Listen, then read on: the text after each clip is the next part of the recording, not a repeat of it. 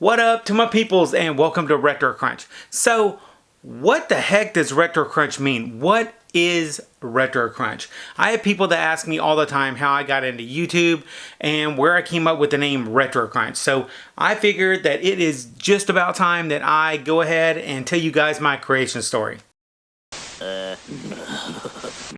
But to really tell the story, I have to go back to who I am and what made me want to even create the channel in the first place and give you guys a sneak peek behind what Retro Crunch is really all about. So first off, a little bit about me. I was 6 years old in 1980, so I'm definitely what you would call an 80s kid. Bowl cut, skateboard riding, transformer collecting, wannabe ninja hacker. That was pretty much me, as funny as it seems. But I did spend a lot of time in the 90s in high school, so I'm also a 90s kid as well. But along with all the geeky nerdum stuff that I was into as a kid, life at home was pretty interesting also. When I was 3, my mom actually married a black man, and although it was still a time when mixed race was not really very common or even liked, in our house we were one big happy family. And my stepdad, he is the reason that I fell in love with things like black comedy, blaxploitation films, R&B. And I had the privilege to get to be a part of his side of the family, which was an awesome experience. And I got to experience things that I probably would have never gotten to see or been around. And quite frankly, most people never get to experience that. So thanks, Dad. Basically, if you were to sum me up from the 70s, 80s, and 90s, I was Darth Vader wearing Halloween costumes, playing King's Quest on Tandy 1000s, BBSing with the 300 baud modem, learning my breakdance moves from Breakin' 2, watching He-Man, G.I. Joe, Transformers, and all those cartoons on Saturday, Saved by the Bell in afternoons, and Run DMC. But y'all are like, okay, so that's all great, Scott.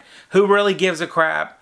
What the hell is Retro Crunch? Alright, so let's fast forward to present time. So it's January 2016, my mom passed away.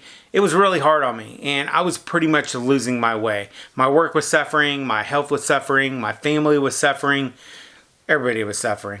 I was feeling really, really depressed. And then in August that same year, I lost my father, and my depression just basically got worse. And then finally in November of that same year, my 15-year-old Yorkie that I considered my first child died also. So I was pretty much at rock bottom at this point in 2016. That year for me was pretty unbearable after a full year of devastating losses.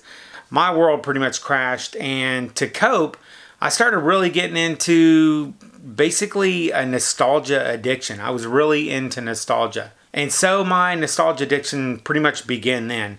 I was spending thousands of dollars a year on videos and toys and games and clothes and pretty much anything 80s and 90s related that I could get my hands on. I had a real problem. But near the beginning of 2017, something kind of changed.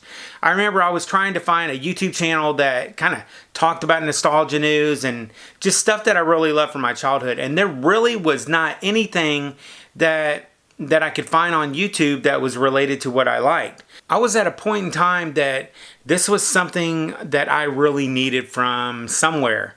And I was reaching out to YouTube for that void that I was trying to fill. And they just weren't there for me. There just wasn't anything that I found on YouTube that could fill that nostalgia void that I was really needing. I wanted to see retro news and see some pop culture and things that I was really interested in that could capture my interest and attention at the time. And there just wasn't anything like that at the time. And that is when I started the channel Retro Crunch. So I could meet people that were basically like me. Those kind of people that wanted to relive their past and remember their childhood and just enjoy the good old days. YouTube was a way for me to move past that horrible year that I had and focus on my nostalgia cravings on doing something that was more constructive. So I owe a lot of this to that outlet and you guys for joining me on this journey. And that leads us to the name Retro Crunch. Well, it's actually kind of simple. I wanted a channel name that represents retro and all the fun nostalgia stuff that we love to talk about. So obviously I chose retro. And then since I wanted to focus on the 70s, 80s, and 90s, I smashed the 70s, 80s, and 90s pop culture into just the channel name. I crunched it together. So that's where I got Crunch. And when you put it together, of course, it's Retro Crunch. And there you have it.